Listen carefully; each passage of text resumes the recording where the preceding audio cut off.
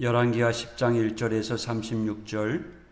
아합의 아들 70명이 사마리아에 있는지라 예후가 편지들을 써서 사마리아에 보내서 이스라엘 귀족들 곧 장로들과 아합의 여러 아들을 교육하는 자들에게 전하니 일렀으되 너희 주의 아들들이 너희와 함께 있고 또 병거와 말과 견고한 성과 무기가 너희에게 있으니 이 편지가 너희에게 이르거든 너희 주의 아들들 중에서 가장 어질고 정직한 자를 택하여 그의 아버지의 왕자에 두고 너희 주의 집을 위하여 싸우라 하였더라. 그들의 심히 두려워하여 이르되 두 왕이 그를 당하지 못하였거든 우리가 어찌 당하리요 하고 그 왕궁을 책임지는 자와 그 성읍을 책임지는 자와 장로들과 왕자를 교육하는 자들이 예후에게 말을 전하여 이르되 우리는 당신의 종이라 당신이 말하는 모든 것을 우리가 행하고 어떤 사람이든지 왕으로 세우지 아니하리니 당신이 보기에 좋은 대로 행하라 한지라. 예후가 다시 그들에게 편지를 붙이니 일렀으되 만일 너희가 내 편이 되고 내 말을 너희가 들으려거든 너희 주의 아들 된 사람들의 머리를 가지고 내일 이맘때에 이스라엘로 이르러 내게 나아오라 하였더라.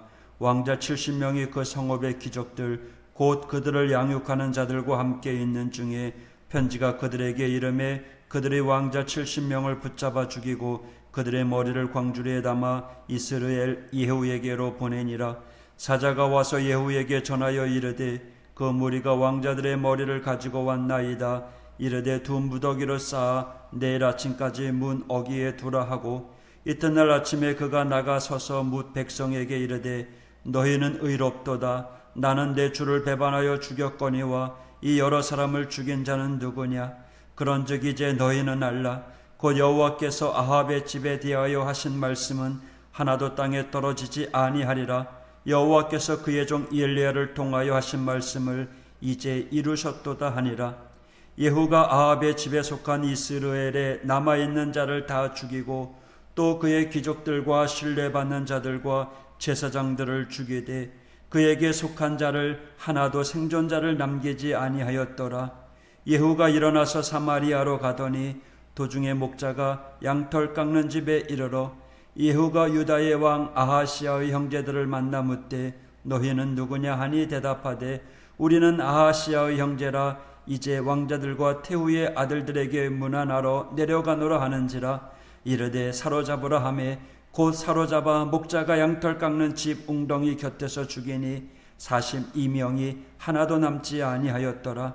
예후가 거기에서 떠나가다가 자기를 맞이하러 오는 레갑의 아들 여호나답을 만난지라. 그의 안부를 묻고 그에게 이르되 내 마음이 네 마음을 향하여 진실함과 같이 네 마음도 진실하냐 하니 여호나답이 대답하되 그러하니이다. 이르되 그러면 나와 손을 잡자. 손을 잡으니 예후가 끌어 병거에 올리며 이르되 나와 함께 가서 여호와를 위한 나의 열심을 보라 하고 이에 자기 병거에 태우고 사마리아에 이르러 거기에 남아있는 바 아합에게 속한 자들을 죽여 진멸하였으니 여호와께서 엘리야에게 이르신 말씀과 같이 되었더라. 예후가 뭇 백성을 모으고 그들에게 이르되 아합은 바알을 조금 섬겼으나 예후는 많이 섬기리라. 그러므로 내가 이제 큰 제사를 바알에게 드리고자 하노니 바알의 모든 선지자와 모든 섬기는 자와 모든 제사장들을 한 사람도 빠뜨리지 말고 불러 내게로 나오게 하라. 모든 오지 아니하는 자는 살려두지 아니하리라 하니 이는 예후가 바알 섬기는 자를 멸하려 하여 계책을 씁니다. 예후가 바알을 위하는 대회를 거룩히 열라하며 드디어 공포되었더라. 예후가 온 이스라엘의 사람을 두루 보내었더니 바알을 섬기는 모든 사람이 하나도 빠진 자가 없이 다 이르렀고 무리가 바알의 신당에 들어가매 바알의 신당 이쪽부터 저쪽까지 가득하였더라. 예후가 예복 맡은 자에게 이르되 예복을 내다가 바알을 섬기는 모든 자에게 주라 하매 그들에게로 예복을 가져온지라. 예후가 레갑의 아들 여호나답과 더불어 바알의 신당에 들어가서 바알을 섬기는 자들에게 이르되 너희는 살펴보아 바알을 섬기는 자들만 여기 있게 하고 여호와의 종은 하나도 여기 너희 중에 있지 못하게 하라 하고 무리가 번제와 다른 제사를 드리려고 들어간 때에 예후가 80명을 밖에두며 이르되 내가 너희 손에 넘겨주는 사람을 한 사람이라도 도망하게 하는 자는 자기의 생명으로 그 사람의 생명을 대신하리라 하니라. 번제 드리기를 다하매 예후가 호위병과 지휘관들에게 이르되 들어가서 한 사람도 나가지 못하게 하고 죽이라 하매 호위병과 지휘관들이 칼로 그들을 죽여 밖에 던지고 바알의 신당 있는 성으로 가서 바알의 신당에서 목상들을 가져다가 불사르고 바알의 목상을 헐며 바알의 신당을 헐어서 변소를 만들었더니 오늘까지 이르니라. 예후가 이와 같이 이스라엘 중에서 바알을 멸하였으나 이스라엘에게 범죄하게 한 느밧의 아들 여로보암의 죄 곧 베델과 단에 있는 금송아지를 섬기는 죄에서는 떠나지 아니하였더라. 여호와께서 예후에게 이르시되 네가 나보기에 정직한 일을 행하되 잘 행하여 내 마음에 있는 대로 아합 집에 다 행하였은즉 네 자손이 이스라엘 왕위를 이어 4대를 지내리라 하시니라. 그러나 예후가 전심으로 이스라엘 하나님 여호와의 율법을 지켜 행하지 아니하며 여로보암이 이스라엘에게 범하게 한 그 죄에서 떠나지 아니하였더라. 이때 여호와께서 이스라엘에서 땅을 잘라내기 시작하심에 하사엘이 이스라엘의 모든 영토에서 공격하되 요단 동쪽 길르앗 온 땅 곧 갓사람과 루벤 사람과 므네셋 사람의 땅 아르논 골짜기에 있는 아로엘에서부터 길르앗과 바산까지 하였더라. 예후의 남은 사적과 행한 모든 일과 업적은 이스라엘 왕 역대 지략에 기록되지 아니하였느냐. 예후가 그의 조상들과 함께 잠에 사마리아에 장사되고 그의 아들 여호 아하스가 그를 대신하여 왕이 되니라. 예후가 사마리아에서 이스라엘을 다스린 횟수는 28해이더라. 아멘. 어제 읽었던 열왕기하 9장에서는 예후가 북이스라엘의 왕, 남이스라엘의 왕, 남유다 왕, 그리고 북이스라엘의 왕 아내였던 이세벨을 살해합니다. 성경은요, 예후가 저질렀던 이 살인은요, 개인적인 복수나 권력을 위한 행동이 아니라 하나님의 심판이라고 이야기합니다.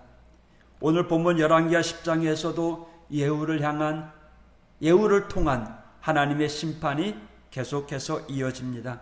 예후는 일단 아합의 아들들을 모두 심판합니다. 그리고 뒤이어 유다왕 아하시아의 친족들도 심판합니다. 이렇게 아합의 아들들과 유다왕 친족들을 심판한 예후는 생각지도 못하게 레갑의 아들 여호나답을 만납니다. 여호나답은 율법을 잘 지키기로 유명한 레갑 족속의 사람입니다. 예후는 여호나답과 함께 아합에 속한 자들을 물리칩니다. 아마도 아합에게 충성을 맹세했던 세력을 심판하는 것 같습니다. 이렇게 예후는 정치적으로 아합에 속해 있는 세력을 심판하고 신앙적인 영역에서도 심판을 진행합니다. 바로 바알의 선지자, 제사장, 그들을 섬기는 자들을 모두 심판하는데요. 성경은 그 과정을 아주 자세하게 기록합니다. 이 과정에서 돋보이는 게 바로 예후의 전략입니다. 예후는 사람들에게 자신이 아합 왕보다 바알을 더 잘 섬기고 싶다고 이야기합니다. 그리고 바알을 섬기는 이들을 다 불러 모읍니다. 바로 바알과 관련된 사람들을 한 곳으로 모이도록 하기 위한 계략이었죠. 이렇게 모든 사람들이 모였을 때 예후는 신중하게 모이는 사람들 중에 여호와를 섬기는 사람, 어쩔 수 없이 그 자리에 있는 사람들을 잘 살펴서 제외하라고 이야기합니다. 이렇게 세밀하게 계략을 짜서 바알 숭배하는 자들을 모두 심판합니다. 바알의 목상까지 또 신당까지 완전히 파괴해 버립니다. 이렇게 되면 예후는 무척이나 하나님을 잘 섬기는 신실한 왕으로 보일 것 같죠. 그러나 성경은 다르게 이야기합니다. 바알에 관련된 모든 것은 정리했지만 여전히 베델과 단에 있는 금송아지는 그대로 두었다라는 거예요. 이것이 바로 예후의 한계였습니다. 아마도 예후의 눈으로 볼 때 바알을 섬기는 것은 신앙적인 문제가 되겠지만 정치적으로 문제가 되었을 수 있었습니다. 왕과 왕비가 백성을 돌보기보다는 바알 숭배에 빠져 있었다는 것. 이 예후의 그 정의로운 장군의 눈에는 그것이 옳게 여기지 않게 보였던 거죠. 오랜 세월 바알 숭배로 인해서 북이스라엘의 기강에 문제가 생겼기 때문에 예후는 그것을 정리하고 싶었습니다.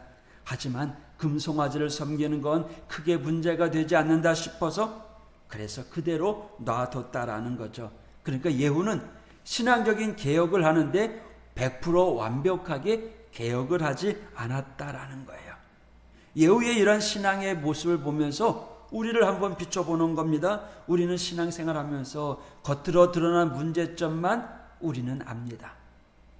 주일 성수하는 거, 봉사하는 거, 기도하는 거, 말씀 묵상하는 거, 헌금하는 거, 교제하는 거, 겉으로 보이는 거에 좀 부족하면 우리는 고치려고 노력을 합니다. 그러나 더 중요한 건 누가 보지 못하는 나의 내면의 모습이라는 거죠. 그것은 하나님과 나와의 관계입니다. 그래서 때로는 잘 살펴보지도 못하고 그냥 내버려 두는 경우도 많이 있습니다. 그것이 무엇인가요? 마음이죠. 누구를 미워하는 마음, 싫어하는 마음, 욕심을 채우려는 마음, 나를 드러내고 싶은 마음, 불안, 두려움을 안고 사는 마음들. 누가 알지 못하니까, 그냥 나만 알면 되니까 이기적인 모습, 다투고 갈등하는 모습, 이러한 모습이 때로는 우리의 마음속에 있다는 거죠. 하나님이 싫어하는 마음이라는 거예요. 우리는요, 당장 우리 앞에 놓여져 있는 문제 해결, 기도 응답이 더 우선일 때가 많습니다. 지금 당장 나에게 불편한 것, 내가 조금 이루고 싶은 일들을 해결하고 싶은 마음이 더 급할 수도 있습니다. 하지만요, 신앙생활이라는 건 내면을 다스리는 작업입니다. 겉으로 드러난 형식적인 일들이 불필요하다는 게 아니에요. 그것도 필요해요. 그러나 더 중요한 건 우리의 마음이 온전히 하나님께로 향해야 된다라는 거예요. 예수님께서 그걸 지적하셨어요. 바리새인들, 서기관들이 그랬어요. 그들을 겉으로는요, 신앙생활을 얼마나 잘했는지 몰라요. 남들이 볼 때 존경스러워했어요. 그러나 예수님은 그들을 향해서 외식하는 자다라고 손가락질합니다. 절대로 천국에 들어가지 못할 거다라고 이야기해요. 뭡니까? 그의 마음이, 내면이 드러내고 싶은 마음, 교만한 마음, 그것으로 가득 차 있는 거예요. 반대로 미워하고 깔보고 우습게 여기는 마음들이 있었다라는 거예요. 내용은 엉망인데 겉으로 드러나는 형식은 아주 근엄했다라는 거죠. 여러분, 우리의 그 불편한 모습들, 마음의 내면에 있는 모습, 그것을 우리는 주님 앞에 올려드려야 됩니다. 다른 사람은 몰라도 괜찮아요. 우리 주님에게, 주님 내 마음 아시죠? 나 이것 때문에 속상해요. 나 이것 때문에 괴로워요.